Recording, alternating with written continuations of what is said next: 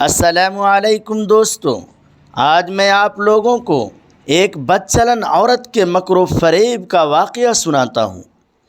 بنی اسرائیل کے یہاں ایک پہاڑ تھا جس کو وہ بڑی عظمت والا سمجھتے تھے اور اس کی بڑی عظمت و توقیر کرتے تھے، اور اگر کسی بات کا فیصلہ کرتے وقت قسم کھانے کی نوبت آتی تو وہ اس پہاڑ پر چڑھ کر قسم کھاتے اور اس کو وہ سچا سمجھ لیتے۔ اس شہر میں ایک خوبصورت عورت تھی جس کا ایک نوجوان سے ناجائز تعلق ہو گیا تھا۔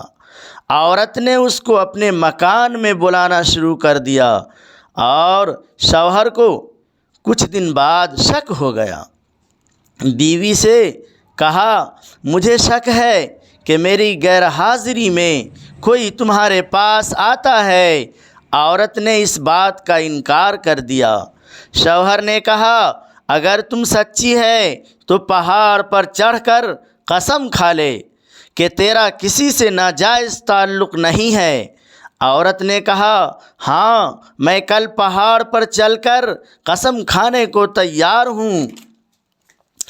ادھر اس نے اپنے پارٹنر سے کسی طرح چھپ کر یہ کہہ دیا کہ کل تم پہاڑ کے نیچے ایک گدھا لے کر کھڑا رہنا، میں اور میرا شوہر پہاڑ پر چڑھنے کے لیے وہاں آئیں گے، اور میں شوہر سے کہوں گی کہ پہاڑ پر چڑھتے ہوئے میں تھک جاؤں گی،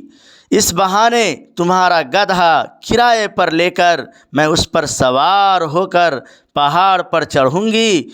تم گدھے والے کے بھیس میں وہاں موجود رہنا اور گدھے پر مجھے سوار کر کے میرے ساتھ ساتھ چلنا۔ چنانچہ جب دوسرے دن میاں بیوی پہاڑ پر چڑھنے کے لیے گھر سے نکلے اور چلتے چلتے پہاڑ کے پاس پہنچے تو وہاں اس کا عاشق گدھے والے کے بھیس میں گدھا لیے کھڑا تھا۔ عورت نے شوہر سے کہا، چلتے چلتے میں تھک گئی ہوں، مجھے یہ گدھا کرائے پر سواری کے لیے دو۔ شوہر نے گدھے والے سے کرایہ مقرر کیا اور بیوی کو گدھے پر سوار کر کے تینوں پہاڑ پر چڑھنے لگے۔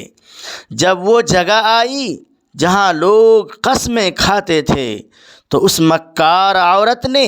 اپنے آپ کو گدھے سے نیچے گرا لیا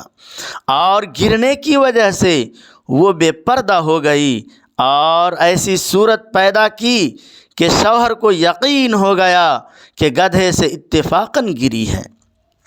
اور گرتے ہوئے اتفاقاً ننگا ہو گئی۔ وہ جلدی سے اٹھی اور اپنے کپڑے درست کر کے پہاڑ پر قسم کھانے کی جگہ پر کھڑی ہو کر کہنے لگی، میں قسم کھاتی ہوں میرے ننگے بدن کو آج تک تمہارے سوا اور اس گدھے والے کے سوا کسی نے نہیں دیکھا۔ شوہر مطمئن ہو گیا کیونکہ وہ یہ سمجھا کہ اس گدھے والے نے گدھے سے گرتے ہوئے اس کا ننگا بدن اتفاقاً دیکھ لیا ہوگا۔ تو دیکھا آپ نے، عورت جب مکر و فریب پر آ جائے تو کس طرح سے چالاکی دکھا کر شوہر کو بیوقوف بناتی ہے، لیکن یہ پتہ نہیں کہ آج یہ گناہ کسی مکر و فریب سے چھپا لی ہے اور کسی کو پتہ بھی نہیں چلا، تو کل قیامت میں یہ بات نہیں چھپے گی، اس لیے کہ اللہ کو سب کچھ معلوم ہے اور اللہ سے کوئی کام چھپا ہوا نہیں ہے، دنیا والوں سے چھپ سکتا ہے، اور اللہ کے نبی صلی اللہ علیہ وسلم نے اس کا عذاب بتا دیا ہے کہ ایسی عورت جہنم میں سینہ کے بل جلے گی۔